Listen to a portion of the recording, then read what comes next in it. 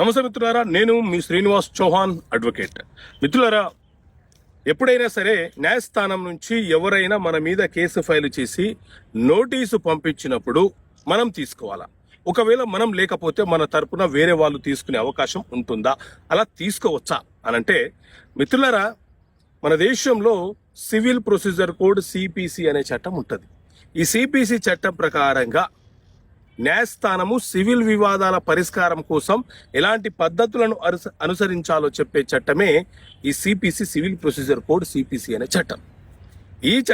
ఈ సిపిసి చట్టం ప్రకారంగా ఎవరి మీద అయితే కేసు వేసి న్యాయస్థానం ద్వారా సమాన్లు అంటే నోటీసులు ఇంటి వరకు పంపించారో ఆ సమయంలో ఆ వ్యక్తి కనుక ఇంట్లో లేకపోతే అతని తరపున అతని యొక్క మేజర్ కుమారులు, కుమార్తెలు, లేకపోతే అతని యొక్క భార్య, లేకపోతే తల్లిదండ్రులు, అడల్ట్ పర్సన్స్ ఎవరైతే ఉన్నారో వాళ్ళు ఆ నోటీసులను స్వీకరించి సంతకాలు పెట్టవచ్చు.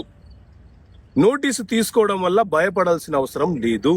నోటీస్ తీసుకోవడం వల్లనే మనకు ఎవరు ఎలాంటి కేసు వేశారు, అసలు సమస్య ఏంది అన్న విషయం మనకు తెలుస్తుంది. కాబట్టి అసలు వ్యక్తి ఇంట్లో లేకపోయినా ఇంట్లో ఉన్న వ్యక్తులు, అడల్ట్ వ్యక్తులు, 18 సంవత్సరాలు నిండిన వ్యక్తులు ఆ నోటీసులను తీసుకోవచ్చు.